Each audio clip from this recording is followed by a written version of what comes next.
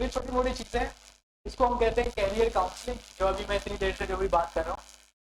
और हमारे पाकिस्तान में स्कूल्स, कॉलेजेस, यूनिवर्सिटीज़ में आपको कोई भी कैरियर काउंसलिंग का 1 घंटे का लेक्चर कोई नहीं देता। सही है। बच्चे को कुछ नहीं पता होता है कि मैं फील्ड में जा रहा हूँ, प्री इंजीनियरिंग उठा रहा हूँ, क्यों उठा रहा हूँ, सब उठा रहे, मैं भी उठा रहा हूँ। सही है। एनईडी में वो आता है, फील्ड जब उठाने का टाइम आता है वो देखता है कि भाई कौन कौन सी फील्ड बची हुई है, अच्छा इसका नाम अच्छा लग रहा है, उठा लो।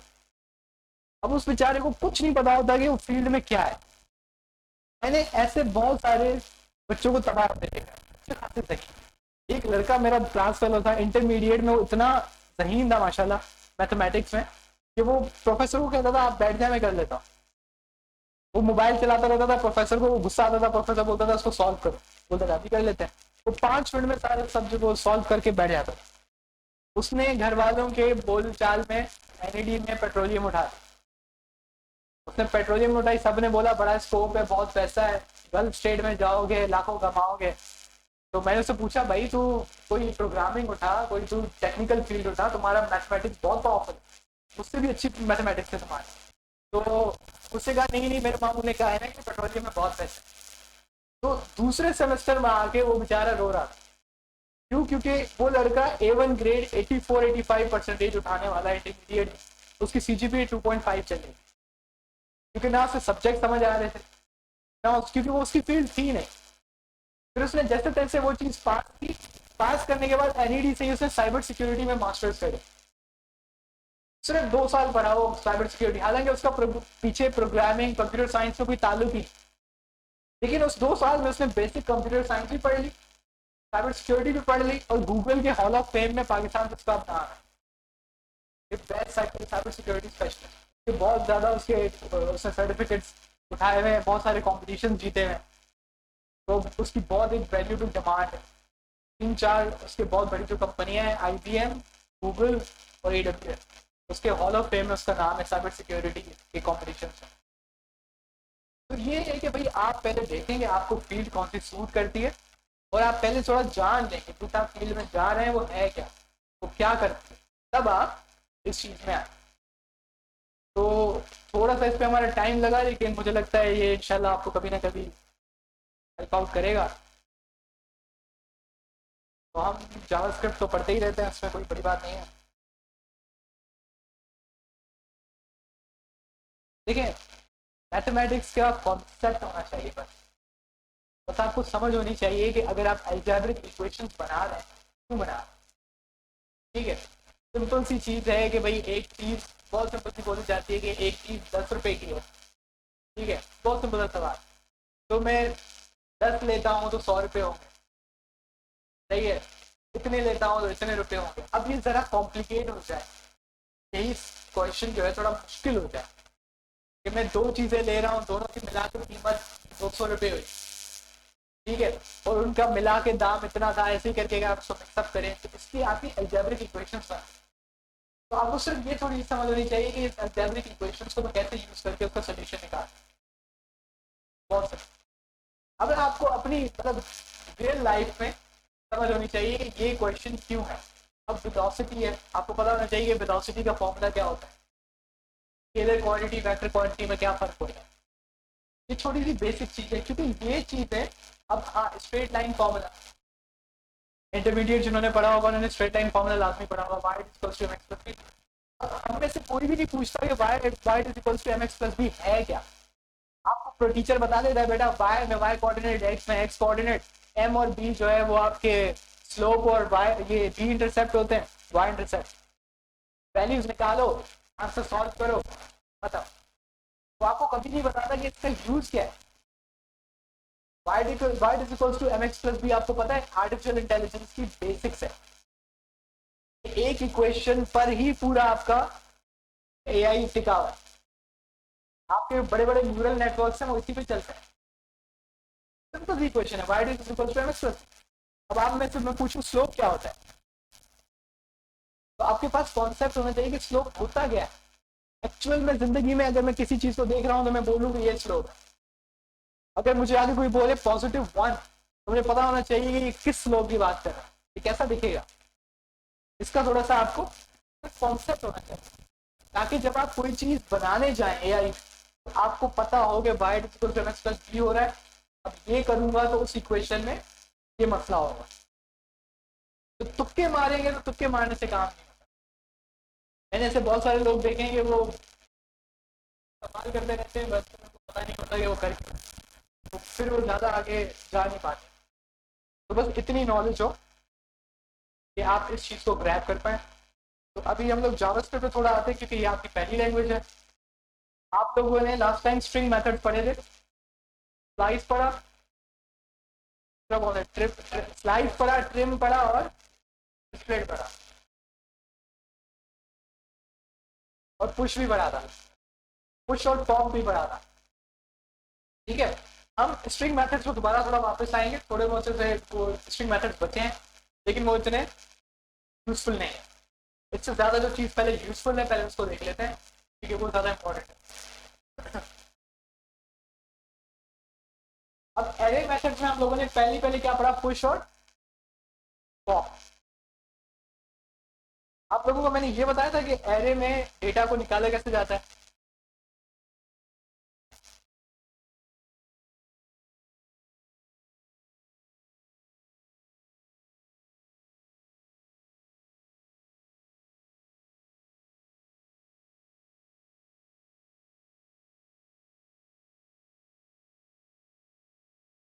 अच्छा, इसका मुझे तीसरा एलिमेंट चाहिए, तो कैसे निकालूंगा?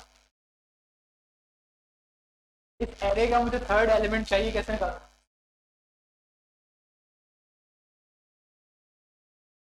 क्या? स्क्वायर ब्रैकेट एरे की पहचान है, ये तो सबको पता है, सबको पता है। तो एरे में से अब मुझे डेटा निकालना है। एरे बना ली हमने, ठीक है, ये आपकी एरे है। इस एरे का मुझे ये इंडेक्स नंबर्स हैं और ये इसकी वैल्यूज हैं। मुझे इंडेक्स नंबर 3 की वैल्यू चाहिए 8, तो मैं कैसे निकालूंगा? मैं 8 यानी कि उस एरे का वेरिएबल का नाम लिखूंगा, स्क्वायर ब्रैकेट बनाऊंगा, और उसमें मैं वो इंडेक्स नंबर दे दूंगा 8। ये सबको पता है। और पुश आप लोगों ने पढ़ा था, पुश क्या करता है? लास्ट में ऐड कर देता है। और पॉप क्या करता है? लास्ट से एक चीज निकाल देता है। सही है। इसके बाद अब हम लोग एक चीज पढ़ेंगे। अच्छा, लास्ट टाइम मुझे याद आ रहा है, आपको मैंने लूप्स पढ़ाए थे एरे के ऊपर। एग्जाम्पल मैंने दी थी कि वो एक हम लोग ने लूप इस्तेमाल किया था, उसके ऊपर हमने एक एरे पे वो लूप चलाया था। ठीक, लिखा हुआ होगा ये रहा। नहीं, ये तो वो नेस्टेड लूप है। खैर, हम लोग बना लेते हैं। आप लोगों को सबने वो आपने वो किया हुआ है असाइनमेंट? गूगल क्लासरूम पे भी वो असाइनमेंट हुआ हुआ है आपका?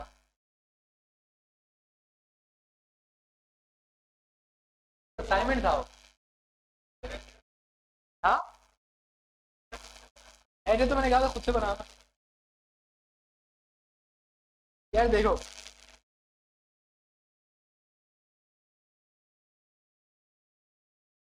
Absolute value. अच्छा अच्छा अच्छा अच्छा, थोड़ी कोशिश करो भाई, कोशिश करो। बहुत आसान है यार, कुछ भी नहीं है। अब हमने एक चीज लास्ट टाइम पढ़ी थी, एक एरे है, मुझे इस एरे का हर एलिमेंट चाहिए। तो मैंने कहा था उसके लिए हम क्या इस्तेमाल करते हैं? For loop. ये सबको याद है? तो हम फॉर लूप यहाँ से कॉपी कर लेते हैं। अभी कॉपी पेस्टिंग भी थोड़ी आप सीख लें। अगर आप बैकएंड डेवलपर बन रहे हैं, तो अगर आपको कॉपी पेस्ट करना नहीं आता तो फिर तो काम हो गया आपका।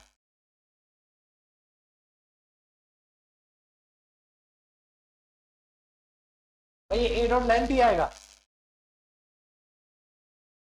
ए डॉट लेंथ आएगा, माइनस वन तो नहीं आएगा।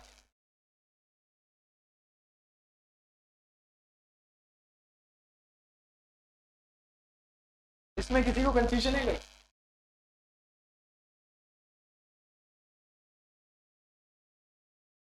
पे क्या प्रिंट होगा?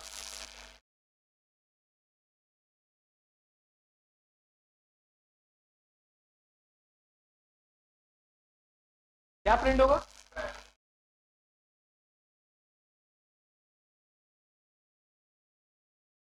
मतलब तीनों जो आपके एलिमेंट हैं एप्पल, ऑरेंज, मैंगो, ये प्रिंट हो जाएंगे। अब एक और सवाल,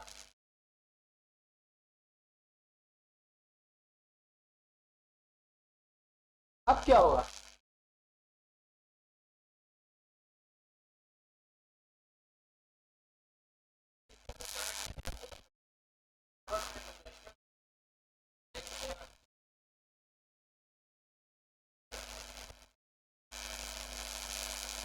इसका आउटपुट क्या आएगा?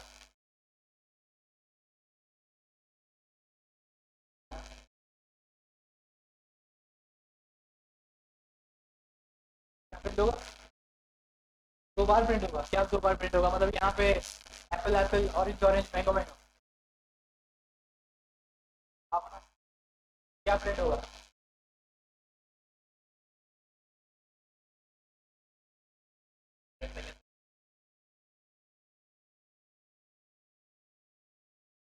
अच्छा है, एक मिनट, एक मिनट, पक्की बात है। कुछ तो आइडिया लगाओ, यहाँ पे क्या प्रिंट होगा?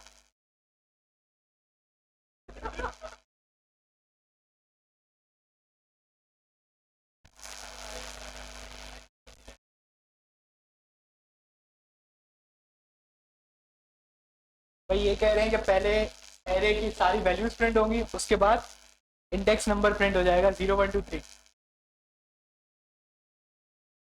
एप्पल +1, और कौन जीता है? आइडिया लगाओ, थोड़ा कुछ आइडिया लगाओ।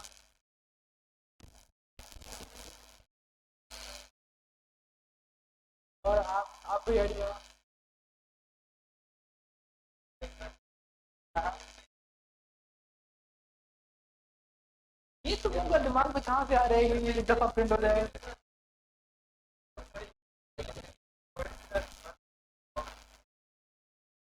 तो मुझे मुझे बस बताओ कि लिखा हुआ क्या आएगा? एप्पल और एप्पल +0 लिखा आएगा,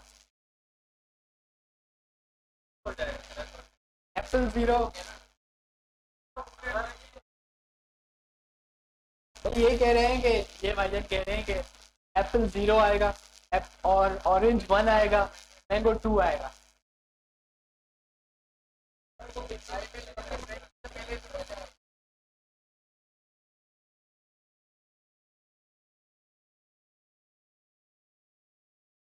आपको क्या तबसरा होगा इनके जवाब से?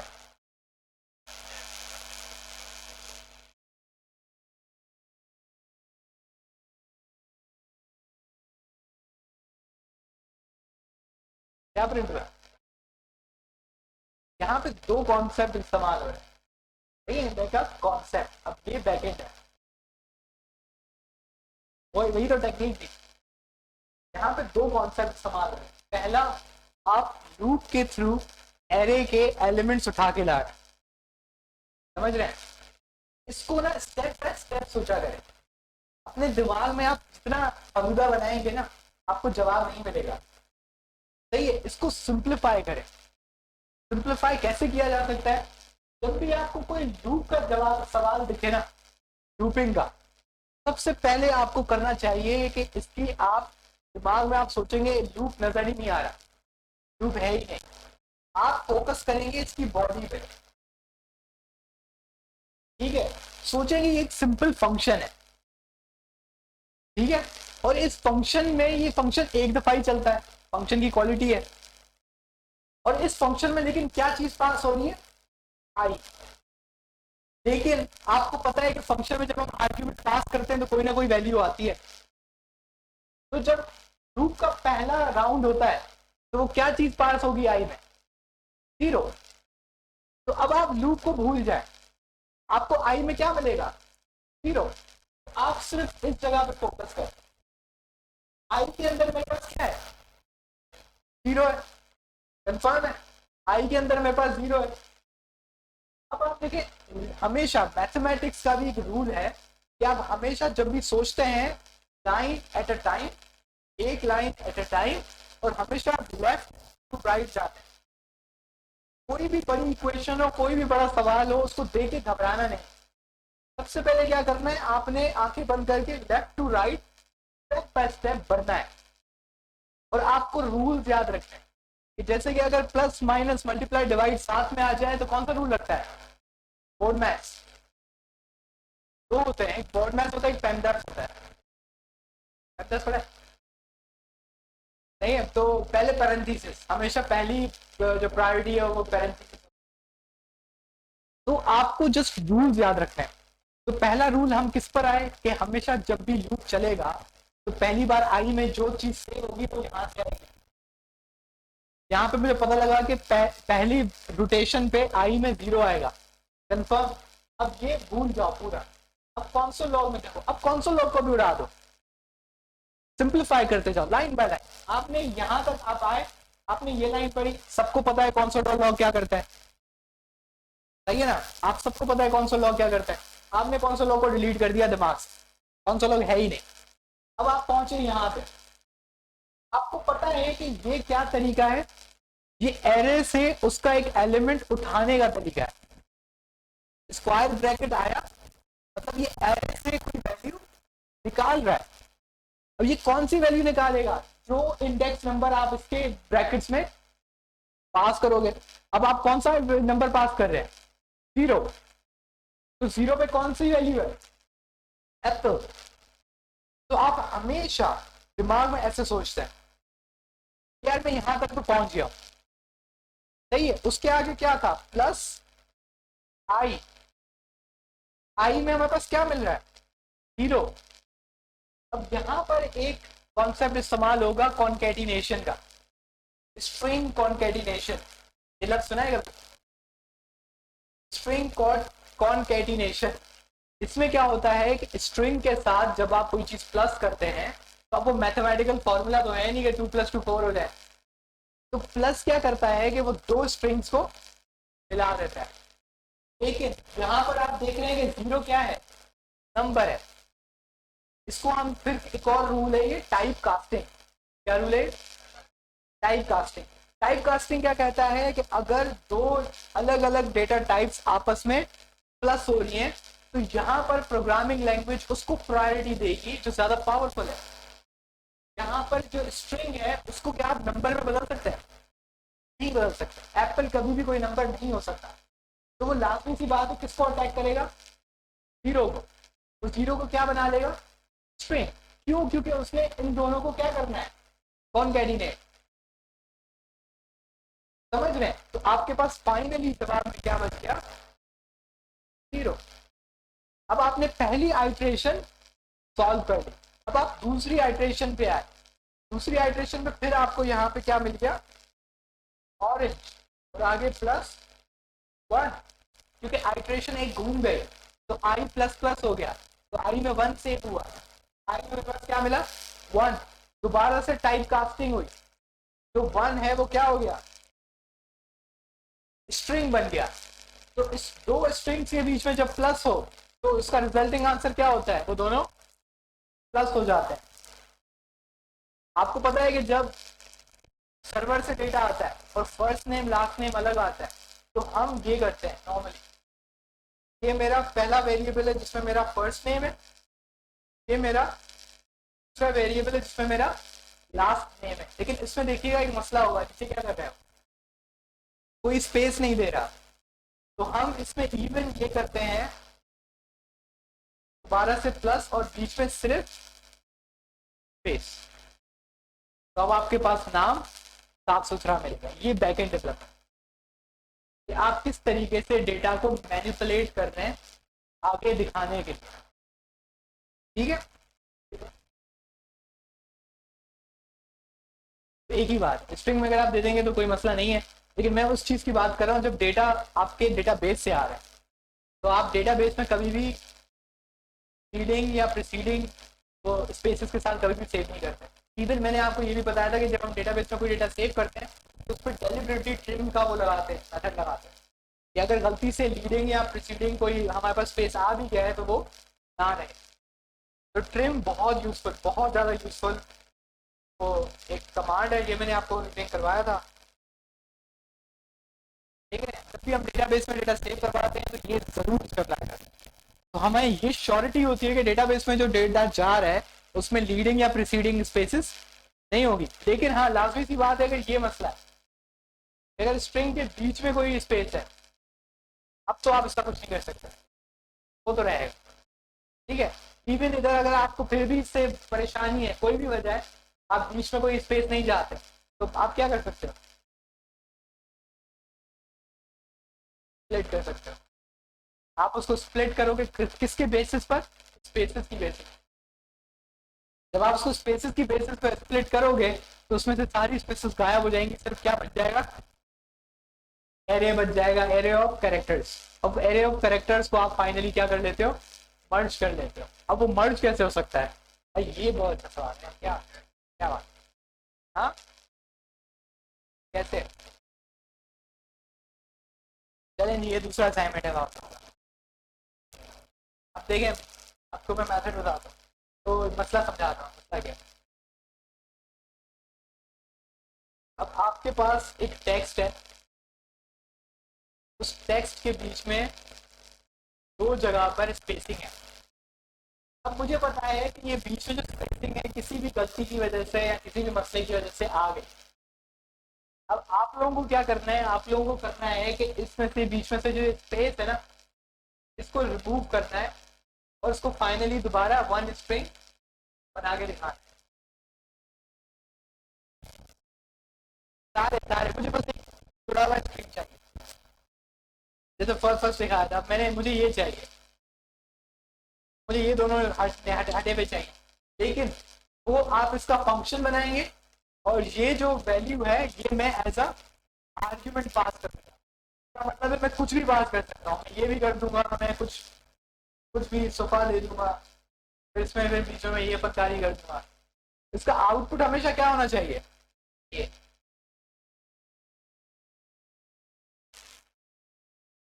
हाँ ये मैं स्ट्रिंग दूंगा, मैं स्ट्रिंग दूंगा, स्ट्रिंग में आपको ऐसा पैरामीटर दूंगा फंक्शन की, आपको उसके बीच की स्पेसिंग्स खत्म करनी है। मसला ये कि आप ट्रिम इस्तेमाल नहीं कर सकते, तो ले सकते वेरिएबल में, बहुत सिंपल है, ये देख लो। हाँ वायरलेस, ठीक है।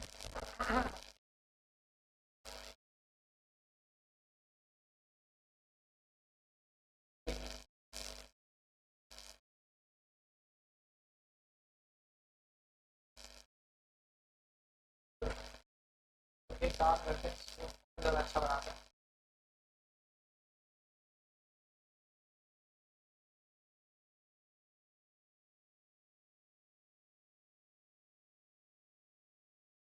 ठीक है, अब ये मेरा माई लिस्ट फंक्शन था, फिर वो एफ दिखा रहे हैं, मतलब फंक्शन है, और मैं इसको डायरेक्टली क्या पास कर देता हूँ, एंटर दबाता हूँ, नीचे मेरे पास रिटर्न क्या आता है, कॉन्सोल। मतलब ये रिटर्न नहीं है, कॉन्सोल है, कॉन्सोल, क्योंकि फंक्शन क्या करता है, आपका एरे उठाता है उसको रिटर्न कर देता है सिंपली। अब लेकिन मजे की बात है कि आप ये नहीं, ये जरूरी नहीं था। अब आप ये भी कर सकते हैं कि पहले आपने इसको किसी में सेव किया, फिर उसके बाद आपने माइलिस्ट कॉल की, माइलिस्ट के बाद माई न्यू एरे पास कर दिया, तो आपके पास आर्ग्यूमेंट में आप कुछ भी पास कर सकते हैं।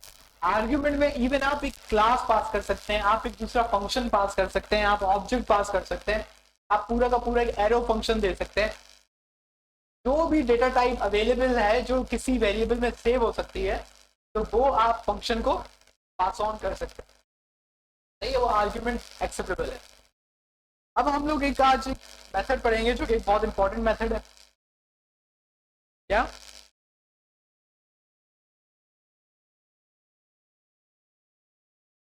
हाँ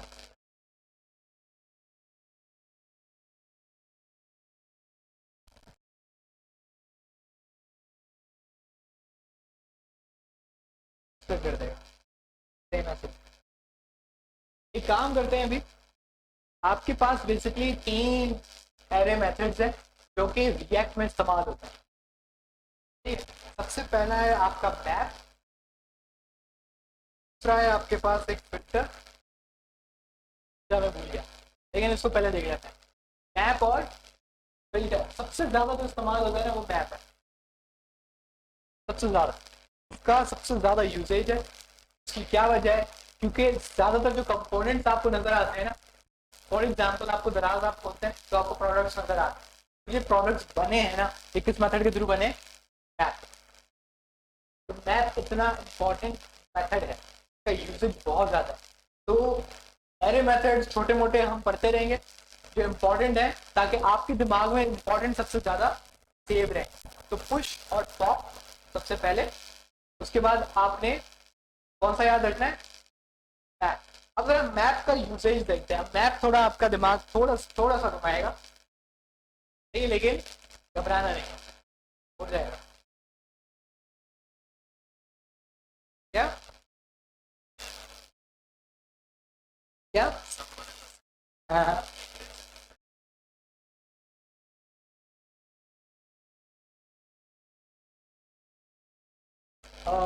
ये आपको खुद को सोचना चाहिए। ये लॉजिक बिल्डिंग वाला सवाल है, लॉजिक बिल्डिंग आपको खुद को सोचनी है पहले, उसको आपको प्रैक्टिस करवाना है, तो आप खुद करें पहले। अच्छा, आप इसको, आपको बड़े मसले हुए थे मैप में, इसको गौर से देखो भाई। अच्छा, अब मैप क्या करता है? अच्छा, मैप डॉट मैप और उसके आखिरी में पैरेंथेसिस। कोई मुझे बता सकता है डॉट मैप क्या है? यहाँ पे डॉट मैप क्या है? मेथड है? कैसे बताया? डॉट है, मेथड की क्या पहचान है? पहले डॉट और उसके बाद पैरेंथेसिस हो। ये बात समझ आ रही है? मेथड बेसिकली क्या होता है? मेथड का दूसरा नाम क्या है? फंक्शन। मेथड फंक्शन ही होता है, फिर उसको मेथड हम क्यों कहते हैं? कि वो किसी ऑब्जेक्ट में होता है। इसमें किस ऑब्जेक्ट में? लेकिन ए तो एरे है।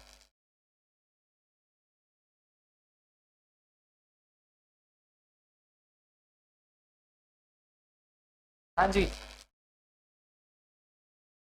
सीधी में जवाब है।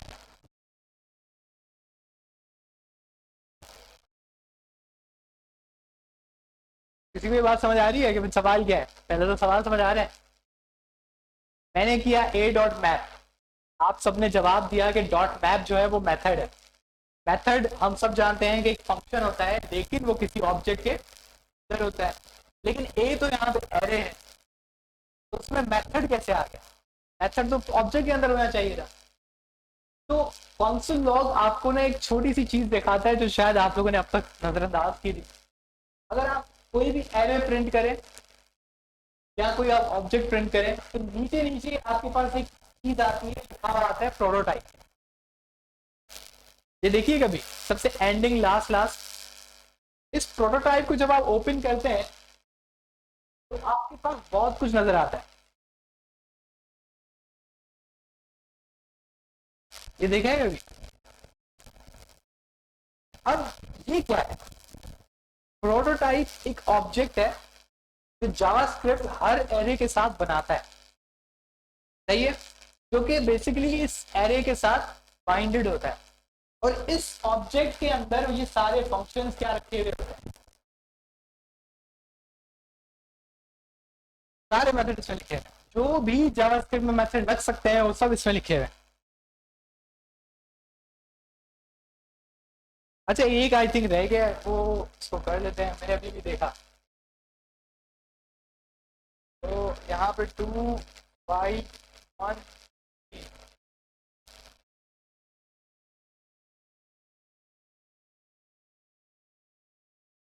ये बहुत छोटा सा एक मेथड है लेकिन बड़ा यूजफुल है। आप ये अपने पास लिख लें और वो आपके एबिलिटी के हवाले से करना है। बिल्कुल नहीं, ये यूजफुल मेथड है जो कि हम ज़्यादातर सर्वर वगैरह पे इस्तेमाल ज़्यादा होता है इसका, जहाँ पर हमें डेटा आ रहा होता है उसको हमें सॉर्ट आउट करना होता है। तो सॉर्ट सब समझते हैं, सॉर्ट क्या होता है? किसी को एक सीक्वेंस में दे देना, एक वन, ये कौन सा सीक्वेंस है?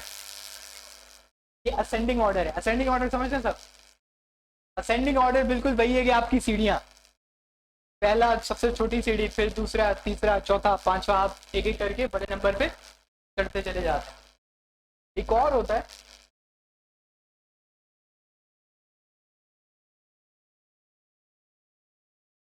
इसने क्या किया,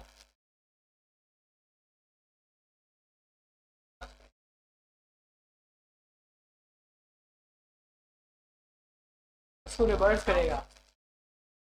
अभी इसको, अभी बहुत सारे बच्चे जो है ना अभी थोड़ा कंफ्यूज हो गए कि वो मैंने पर इस तरीके से दिए हुए थे। अब आपको थोड़ा वाज़ेह दिखेगा कि ये मैं 1 2 3 4 5 को क्या कर दिया, 5 4 3 2 1, मतलब उसने डायरेक्शन पलट दी। तो वो क्या है, रिवर्स। अच्छा, अब इधर ना एक इंटरेस्टिंग केस बन सकता है। इंटरेस्टिंग केस क्या है, आपने पहले ये वाली एरे पढ़ी, इसको हम पहले क्या करते हैं, तोड़। अब इसमें अगर मैं लगाऊं रिवर्स, तो क्या हुआ, तो ये कौन सा फंक्शन बना है, ये डिसेंडिंग ऑर्डर बना है। सही है, ये सारे जो आपके एलिमेंट्स हैं ये सॉर्टेड भी हैं, लेकिन किस ऑर्डर में, डिसेंडिंग ऑर्डर।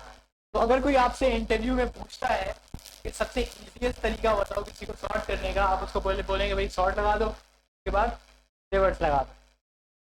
लेकिन इंटरव्यूज में नॉर्मली आपके पास क्वेश्चन आता है कि आप, ठीक है आप मेथड से तो कर सकते हैं, लेकिन अगर आप इसको लूप से बनाना चाहें तो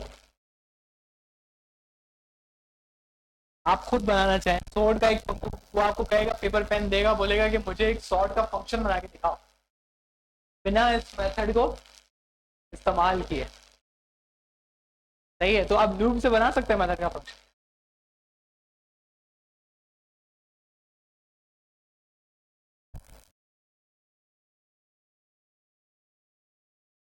आप घर पे जाके काम कीजिएगा, घर पे जाके काम कीजिएगा, आप, आपके पास एक एरे है, उसका आप एक सॉर्टिंग फंक्शन बनाने की कोशिश कीजिएगा। ठीक है, आई थिंक ये बहुत सिंपल और समझाने में भी आसान और बड़ा, का रिजल्ट भी वाज़ेह दिख जाएगा। ठीक है, आपको सिंपल एक सॉर्टिंग फंक्शन बनाना है। मैं उस फंक्शन में एक एरे पास करूंगा, मुझे वो एरे का क्या रिटर्न मिलना चाहिए, सॉर्टेड। उसका सेकंड आर्ग्यूमेंट ट्रू या फॉल्स होगा, बाय डिफॉल्ट उसका क्या होगा, फॉल्स। फॉल्स होगा तो आपको असेंडिंग ऑर्डर देना है, और अगर ट्रू हुआ तो आपको क्या देना है, असेंडिंग ऑर्डर। क्या हो जाएगा ये,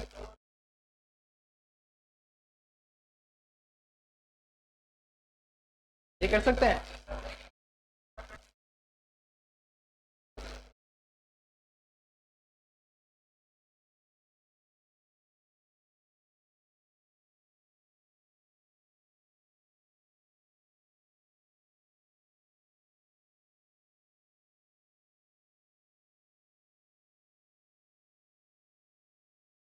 ये आपका असाइनमेंट, एक लाइन है, 1 2 3 4 5, 5 अल्फाज है। Create a custom sort function. ठीक है, आपको क्लासरूम में मैं एक लाइन ये कॉपी करके पेस्ट कर देता हूँ। आपको सिंपल एक सॉर्ट फंक्शन बनाना है अपना, लेकिन उसमें आप ये सॉर्ट वाला मेथड इस्तेमाल नहीं कर सकते। आपको मैं एक एरे दूंगा, वो एरे आपको क्या करके देनी है वापस, सॉर्ट करके देनी। बात समझ आ रही है, कोई कंफ्यूजन? बहुत ईजी है यार, कोई ज़्यादा मुश्किल नहीं है, थोड़ा सा दिमाग लगाना पड़ेगा। हाँ यार, वो तो एक, वो पहला वाला ना प्रैक्टिस है, वो थोड़ा डिफिकल्ट है। मैंने क्या दिया था आपको, हाँ नहीं वो वैसे वो भी इतना इतना मुश्किल नहीं है यार, चलो इसको ए कर देते हैं, इसको ए कर लेते हैं, तो डी कर लेते हैं। मैंने कहा रिमूव all spaces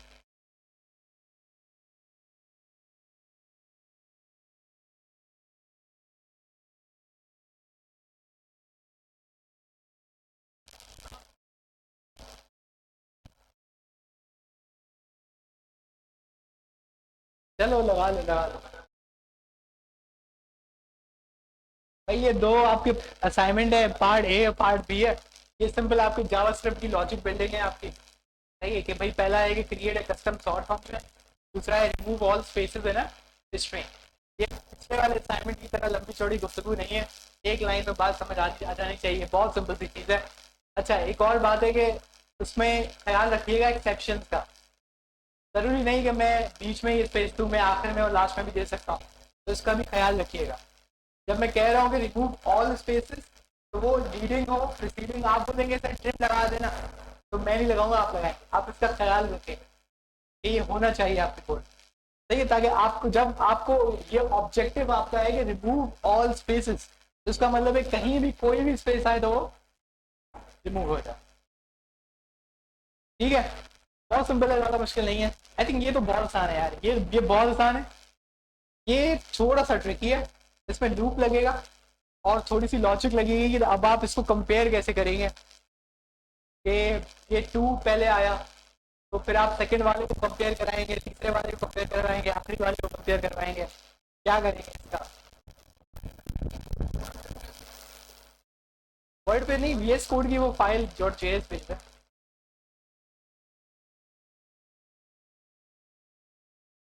क्या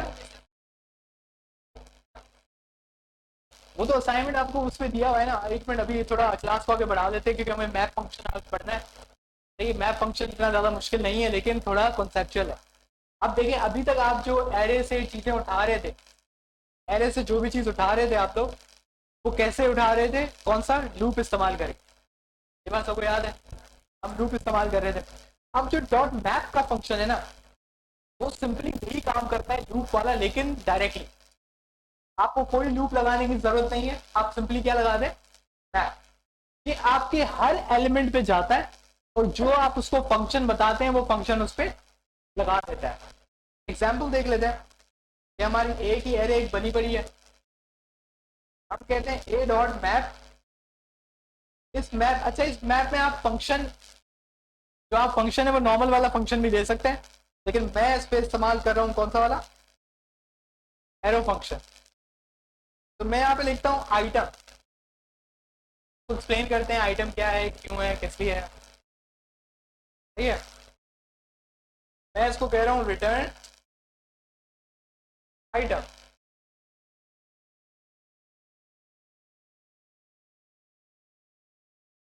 अच्छा ये इसको थोड़ा ध्यान से सुनिएगा, ये थोड़ा ज़्यादा इंपॉर्टेंट है। मैं दोबारा कह रहा हूँ रिएक्ट में इसका सबसे ज़्यादा काम, अगर किसी को थोड़ा भी डाउट हो तो इन भाई साहब से पूछ ले। रिएक्ट का पहली पहली जो एक छोटा सा ऐप बनाने को दी थी, उसमें इसी चीज़ का काम था। उसमें कुछ भी नहीं था, मैप को अच्छे तरीके से इस्तेमाल करना। ठीक है, तो इसको अभी हम लोग सेव करवा देते हैं वार। ठीक है, अब मैंने एक ये फंक्शन बनाया और उसको किसमें सेव करा दिया। अब जरा बी को प्रिंट करके चेक करते हैं हमारे पास क्या आ रहा है। क्या आया, इस तरह की एक न्यू एरे दिखे, लेकिन उसका फायदा क्या हुआ,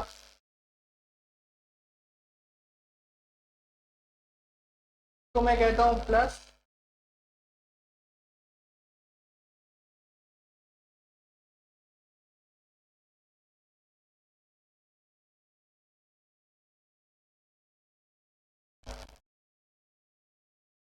मैंने इसको दोबारा कॉल कर दिया, लेकिन कॉल करने से पहले मैंने आइटम प्लस क्या लिख दिया, मैप।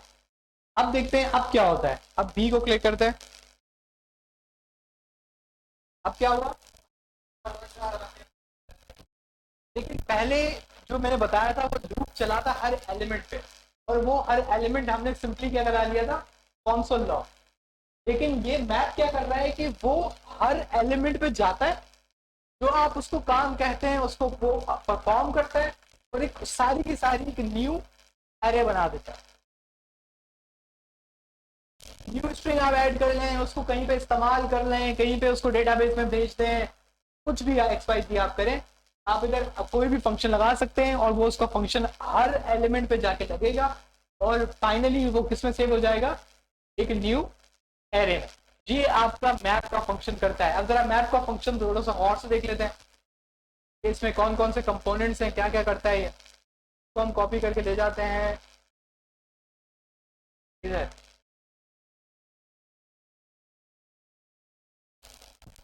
ठीक है, तो अब हमारे पास क्या है, सबसे पहले ये काम तो आसान है, ये आप सबको पता है, वेरिएबल डिक्लेयर हो रहा है, वेरिएबल में कोई डेटा सेव हो रहा है, सही है, बहुत सिंपल, बहुत आसान।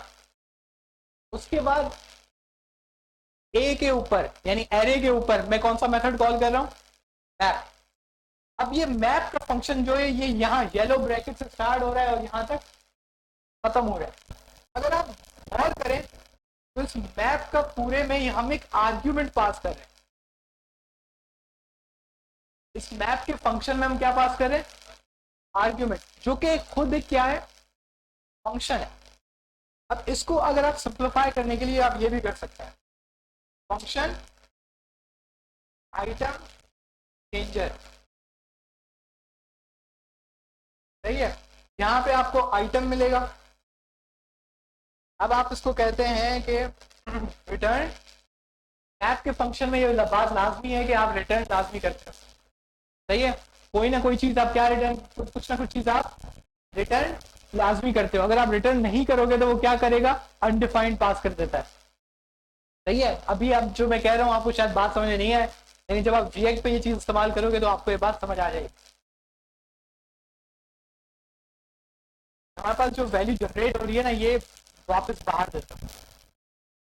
तो मैंने कहा आइटम प्लस, अब जरा देखेंगे मैंने फंक्शन को बाहर बनाया, ठीक है।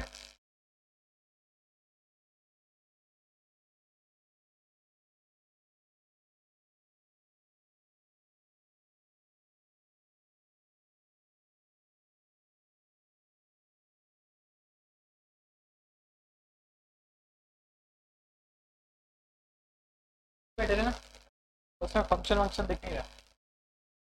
तो फंक्शन आइटम चेंजर, आइटम ये सिंपल रिटर्न कर रहा है, ये पूरा फंक्शन अलग है। फंक्शन आपको बनाने आते हैं, कोई ऐसा भी नहीं होगा फंक्शंस को ना आता हो। तो मैं सिंपली क्या करता हूँ, इस फंक्शन को यहाँ पास कर देता हूँ और इस फंक्शन में क्या चीज पास कर रहा हूँ,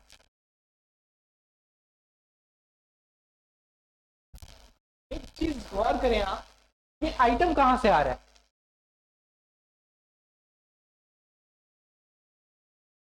ये आर्ग्यूमेंट नॉर्मली अगर हम फंक्शन कॉल करते हैं तो हम फंक्शन कॉल ऐसे नहीं करते। अगर हम नॉर्मल फंक्शन कॉल करते हैं, इसको मैं थोड़ा नीचे कर लेता हूँ, तो हम यहाँ पर कोई ना कोई चीज पास करते हैं, ऐसा ही है, बात समझ आ रही है।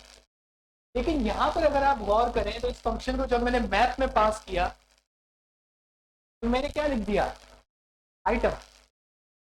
ये कहाँ से आ रहा है, क्यों, उसकी वजह यह है कि ये जो मैप का फंक्शन है ना, ये आर्ग्यूमेंट ये खुद देता है, सही है। वजह यह है कि आर्ग्यूमेंट कौन सा होगा, आपका एरे का एलिमेंट। अब मुझे तो नहीं पता ना कि ये कौन से एलिमेंट पे अभी पहुंचा है, तो हम इधर सिंपली क्या दे देते हैं, कोई ना कोई वेरिएबल। आप कोई भी वेरिएबल दे रहे हैं, कुछ भी दे दो, मैप समझ जाता है कि मैंने क्या पास करना है, कोई ना कोई आर्ग्यूमेंट देना है। आप इधर डेटा लिख लें, आप इधर आइटम लिख लें, आप एक्स वाई जी लिख लें, आप एबीसी लिख लें, उससे कोई फर्क नहीं पड़ता, ये खुद ही, हाँ खुद ही, ये रहा। ये हमें नहीं देना, ये कौन देगा, मैप। हाँ दोनों का सेम होना चाहिए। ये सिंपली इधर आप उसको बता रहे हैं कि भाई यहाँ पे कोई चीज पास करनी है, लेकिन हम लोग नॉर्मली इसको ऐसे इस्तेमाल करते हैं। आपको रिएक्ट में तो मैं लाजमी सी बात ऐसे ही कराऊंगा। अभी आप थोड़ा बहुत जावास्क्रिप्ट करें तो आप इसको ना भी करें तो कोई फर्क नहीं पड़ता कि आप मैप के अंदर क्या डिफाइन करते हैं, एरो फंक्शन। और एरो फंक्शन कैसे बनता है, पहले ब्रैकेट, बीच में एरो, और साइड में क्या होता है, कर्ली ब्रेसेस। ठीक है, इसका कोई नाम नहीं है, ये चीज आप देख रहे हैं, इसका कोई भी, इसको हम एनोनिमस फंक्शन भी कहते हैं। नहीं, क्या कहते हैं, एनोनिमस। क्यों, क्योंकि यहाँ पे मैं डायरेक्टली क्या पास कर रहा हूँ, एक फंक्शन जिसका कोई नाम देने की जरूरत नहीं, क्योंकि ये फंक्शन कौन कॉल करेगा, मैप। जब मुझे इसका नाम देने की जरूरत नहीं है, उसका मैं नाम नहीं भी दे रहा हूँ, तो इसको हम क्या कहते हैं, एनोनिमस फंक्शन। ये जावास्क्रिप्ट के कुछ फंक्शंस होते हैं जिनका नाम नहीं होता, हम डायरेक्टली किसी फंक्शन को दे रहे होते हैं। अब यहाँ पर ये हम इसको आर्ग्यूमेंट देते हैं। मजे की बात, अगर आप इसको देखें तो आप आर्ग्यूमेंट बना रहे हैं, क्या आप चीज देख रहे हैं, आप आर्ग्यूमेंट बना रहे हैं आप। तो आप आर्ग्यूमेंट आइटम देंगे और यहाँ पे क्या लिखेंगे आप, फंक्शन बॉडी।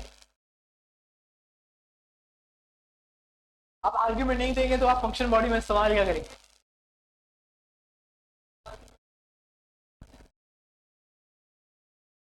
देखें। मसला ये है ना कि इधर आइटम प्लस मैप, नहीं आप कुछ भी कर सकते हैं। आप ये भी कर सकते हैं, जैसे कि आप एक बहुत छोटा सा फंक्शन होता है, आप इसको कह सकते हैं item dot to, to lower case होता है, यही होता है ना। तो अब क्या कर रहा है वो, अब आप बेसिकली क्या कह रहे हैं कि भाई एरे के अंदर जाओ, हर एलिमेंट को उठाओ, उसको किसमें कन्वर्ट करो, टू लोअर केस, उसको लोअर केस बनाओ, और फिर दोबारा से आप उसकी एरे में सेव करा दो। सही है, तो ये बेसिकली लूप ही है, एक तरह का लूप ही है जो पूरी एरे पे चलता है। तो मैप का फंक्शन का काम क्या है कि वो पूरी एरे पे चलेगा। इसका सबसे ज्यादा इस्तेमाल किसमें है, गेट में है। आप इसको प्रैक्टिस करें थोड़ा। हम एक काम करते हैं कि इसकी आप कल जो है मैप की प्रैक्टिस लाजमी करके आइएगा, क्योंकि हम अब कल जो है एक तो फिल्टर पे जाएंगे और फाइंड पे जाएंगे। अभी मुझे याद आया, तीसरा फाइंड है। ठीक है, फिल्टर, मैप और फाइंड, ये तीन जो मेथड्स हैं ये रिएक्ट में बहुत ज्यादा इस्तेमाल होते हैं। अब मजे की बात है, ये मेथड है जावास्क्रिप्ट, लेकिन इस्तेमाल सबसे ज्यादा कहाँ हो रहे हैं, रिएक्ट में। तो वहां पे जब मैं ये इस्तेमाल करूंगा तो फिर मैं ये जवाब सवाल नहीं सुनूंगा कि यार सर ये मैप कैसे काम करता है, क्योंकि ये अभी आपको अभी सीखना है, समझ रहे हैं, अभी आपको इस चीज को गो थ्रू करना है।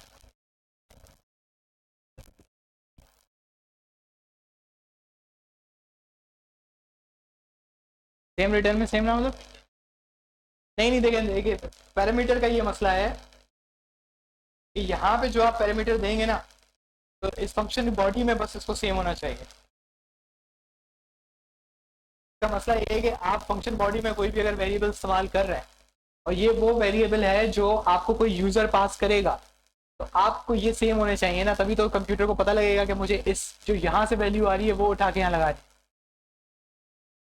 अगर मैं यहाँ पे लिख देता हूँ IT और मैं एक्सपेक्ट करूँ कि आप मुझे 10 वैल्यू दोगे, तो यहाँ इसमें 10 आएगी, नहीं आएगी। सेम कराने उसको यूज अप करने के लिए। तो ये सिंपल मैप का फंक्शन है, और इसको भी ज़रा कोशिश करें ताकि अगर आपको थोड़ी आपकी प्रैक्टिस टाइट हो, क्योंकि ये ज़रूरी है। लॉजिक बिल्डिंग में अगर आप सही नहीं हुए तो आगे बड़े मसले बताए रहेंगे। सबसे बेहतरीन क्या, लॉजिक प्रैक्टिस है। आपको छोटे मोटे जो टास्क है ना, उसको सोचें, करने की कोशिश करें। एक ही टास्क के 2-3 तरीके हो सकते हैं। चीट कोड जो है वो कॉम्पिटिटिव प्रोग्रामिंग कहलाती है। कॉम्पिटिटिव प्रोग्रामिंग क्या होती है कि आपको इस तरह के क्वेश्चंस दिए जाते हैं और बोलते हैं इसको 1 घंटे में सॉल्व कर, इसको हम कहते हैं कॉम्पिटिटिव प्रोग्रामिंग। इससे आपकी लॉजिक बिल्डिंग बहुत अच्छी होती है, आपका सोचने की जो शार्पनेस है आपके दिमाग की वो बढ़ती है। ये नॉर्मली वैसे भी बहुत अच्छा है, प्रैक्टिस के लिए तो बहुत अच्छा है ही, लेकिन वैसे भी बहुत अच्छा है। तो अजान हो गई है, तो इंशाल्लाह आपसे फिर कल मुलाकात होगी इंशाल्लाह। लास्ट टाइम भी बोला था इंशाल्लाह, लेकिन चलें इस दफ़ा होगी, लेकिन इसकी ज़रूर प्रैक्टिस कीजिएगा। और मैं इसको असाइनमेंट में एड अप कर देता हूँ।